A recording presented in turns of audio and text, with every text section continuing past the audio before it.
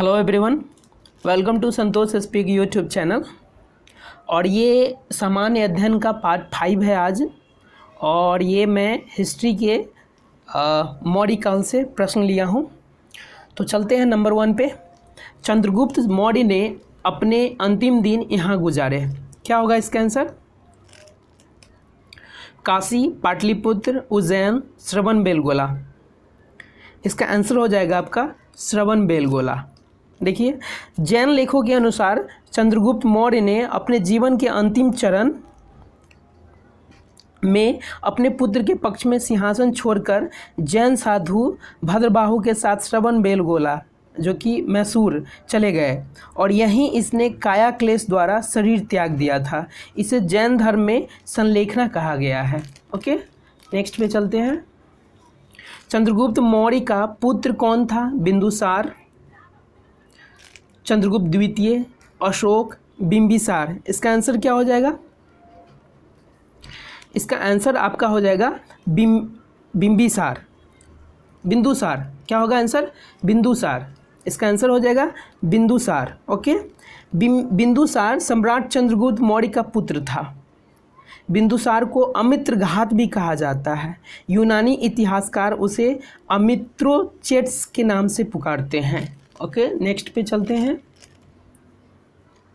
बिंदुसार का पुत्र कौन था? अशोक, चंद्रगुप्त, बिंबिसार, अजातशत्रु। क्या होगा इसका आंसर? इसका ए अशोक हो जाएगा।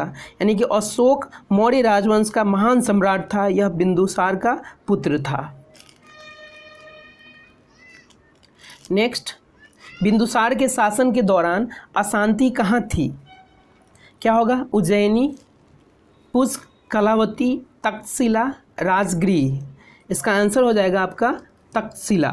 देखिए, चंद्रगुप्त मौर्य के उत्तराधिकारी एवं उसके पुत्र बिंदुसार के शासनकाल में तक्षशिला में विद्रोह हुआ। उसने अशोक को कुमारामात्य बनाकर वहाँ का विद्रोह दबाने के लिए भेजा।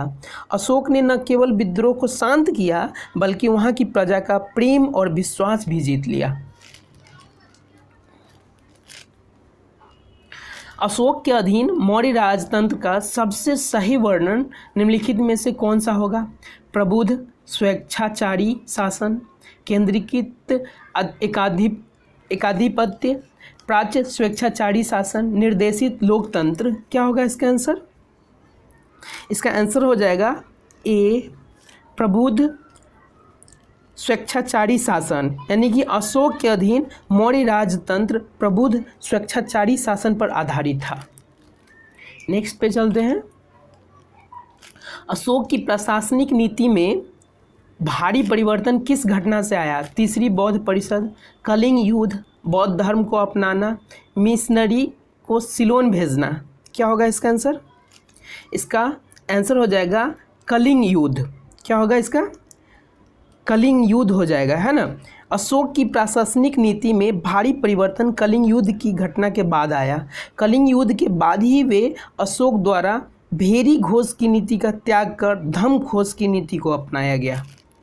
नेक्स्ट पे चलते हैं।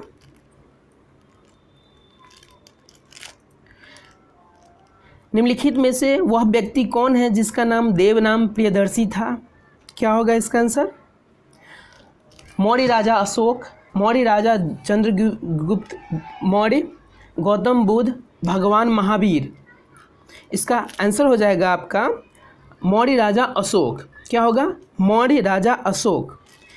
यानी कि मौर्य सम्राट अशोक के अभिलेखों में उसे देवनाम प्रिय, देवनाम प्रियदर्शी तथा राजा आदि की उपाधियों से संबोधित किया है।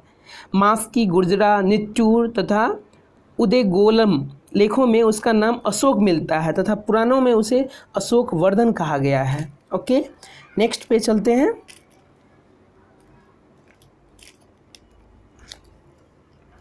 देवनाम प्रिय के नाम से कौन विख्यात है? ये अभी मैंने बताया है कि क्या हो जाएगा इसका आंसर? अशोक हो जाएगा। क्या होगा? अशोक। ओके, नेक्स्ट पे चलते हैं। निम्नलिखित में से किसकी जानकारी अशोक के शिलालेखों से मिलती है? जीवन वृत्त, आंतरिक नीति, विदेश नीति। सभी विकल्प सही है। क्या होगा इसका आंसर? इसका आंसर डी हो जाएगा, यानी कि सभी विकल्प सही है। देखिए, अशोक का इतिहास हमें मुख्यतः उसके अभिलेखों से ही ज्ञात होता है। उसके अभिलेखों का विभाजन 3 वर्गों में किया जा सकता है: शिलालेख, स्तंभ लेख, गुहा लेख। शिलालेख 14 विभिन्न लेखों का एक समूह है जो 8 भिन्न भिन्न स्थानों से प्राप्त किए गए हैं। इनमें से अशोककालीन विदेश नीति, आंतरिक नीति, जीवन वृत्त की जानकारी प्राप्त होती है। अशोक के अधिकांश अभिलेख प्राकृत भाषा एवं ब्राह्मी लिपि में लिखे गए हैं। केवल 2 अभिलेखों शाहबाजगाढ़ी एवं मानसेहरा की लिपि ब्राह्मी न होकर के खरोष्ठी है। ओके, नेक्स्ट पे चलते हैं। कलिंग युद्ध के बाद निम्न में से किसने महाराज अशोक के रूपांतरण को दर्ज किया है? क्या होगा इसमें आंसर? इसमें देखिए, रॉक एडिक्ट 2 है ना, मतलब इसका है शिलालेख, इसका मतलब होता है शिलालेख द्वितीय, शिलालेख चौथे, शिलालेख छठे, शिलालेख 13वें, यानी कि रॉक एडिक्ट। क्या होगा इसका आंसर? इसका डी हो जाएगा, यानी कि 13वें शिलालेख हो जाएगा, है ना, रॉक एडिक्ट 13। देखिए, इसका 13वें शिलालेख से कलिंग युद्ध के संदर्भ में स्पष्ट साक्ष्य मिलते हैं। यह घटना अशोक के अभिषेक के 8वें वर्ष अर्थात 261 ईसा पूर्व में घटित हुई। इस शिलालेख में उसने कलिंग युद्ध से हुई पीड़ा पर दुख और पश्चाताप व्यक्त किया और युद्ध त्याग की घोषणा की है। ओके, नेक्स्ट पे चलते हैं। कलिंग युद्ध किस वर्ष में हुआ था? ये अभी मैंने बताया है। क्या होगा इसका आंसर?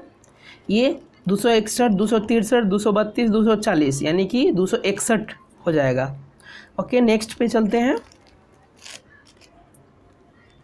अशोक पर कलिंग युद्ध का प्रभाव कहाँ दिखाई देता है? स्तंभों पर उत्कीर्ण राज्यादेश, शिलाओं पर उत्कीर्ण 13वें राज्यादेश, खुदाई, इनमें से कोई नहीं। अभी चर्चा किया था मैंने। तो क्या होगा इसका आंसर? इसका आंसर हो जाएगा शिलाओं पर उत्कीर्ण 13वें राज्यादेश। ओके, नेक्स्ट पे चलते हैं। किस शिला राजादेश को अशोक ने कलिंग युद्ध के हताहतों का उल्लेख किया और युद्ध त्याग की घोषणा की? वही हो जाएगा। क्या होगा?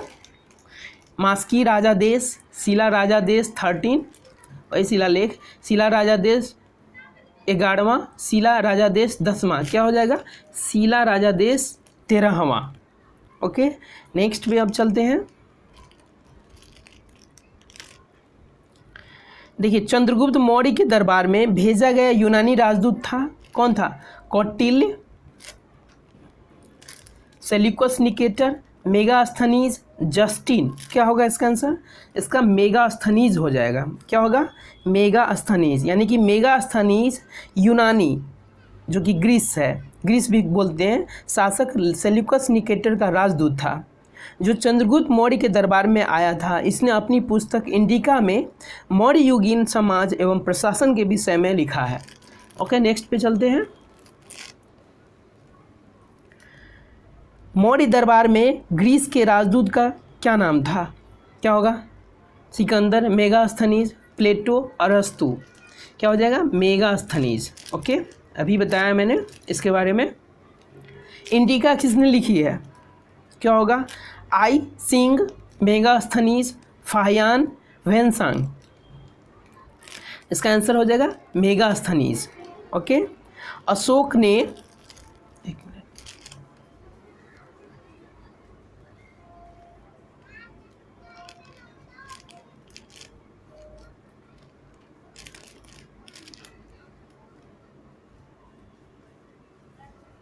देखिए, अशोक ने किस बौद्ध साधु से प्रभावित होकर बौद्ध धर्म अपनाया? क्या होगा? विष्णुगुप्त, उपगुप्त, ब्रह्मगुप्त, बृहद्रथ। क्या होगा इसका आंसर? इसका आंसर हो जाएगा आपका उपगुप्त।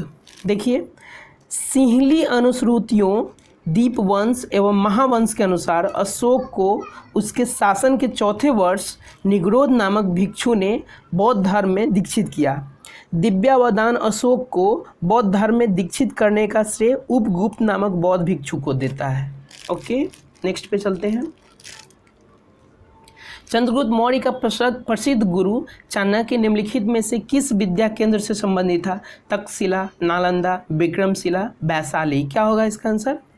इसका आंसर हो जाएगा आपका तक्षशिला। यानी कि चंद्रगुप्त मौर्य का प्रसिद्ध गुरु चाणक्य तक्षशिला विद्या केंद्र से संबंधित था। नेक्स्ट पे चलते हैं।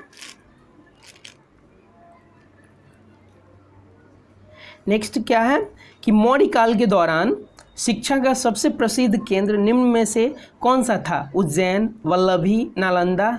अभी बताया तक्षशिला होगा, है ना, मौर्य काल के दौरान। यानी कि मौर्य काल में शिक्षा का सर्वाधिक प्रसिद्ध केंद्र तक्षशिला था। यहाँ विश्व भर से लोग पढ़ने आते थे। यह वर्तमान इस्लामाबाद पाकिस्तान की राजधानी से कुछ ही दूरी पर पश्चिम में स्थित है। चंद्रगुप्त मौर्य ने सैनिक शिक्षा तक्षशिला से प्राप्त किया था। चाणक्य यहाँ का प्रसिद्ध आचार्य भी था। नेक्स्ट, अर्थशास्त्र के लेखक किसके समकालीन थे? अशोक, चंद्रगुप्त मौर्य, समुद्रगुप्त, चंद्रगुप्त विक्रमादित्य। क्या होगा इसका आंसर? इसका वही चंद्रगुप्त मौर्य के समकालीन थे, यानी कि उनका प्रधानमंत्री भी थे। तो देखिए इसका क्या है कि चंद्रगुप्त मौर्य ने चाणक्य या कौटिल्य की सहायता से अंतिम नंदवंशीय शासक घनानंद को पराजित कर 322 ईसा पूर्व में मौर्य साम्राज्य की स्थापना की थी। अर्थशास्त्र का लेखक कौटिल्य चंद्रगुप्त मौर्य का प्रधानमंत्री था। ओके, आज यहीं रखते हैं। मैं कल फिर से लेकर के आऊँगा इस क्लास को। ओके।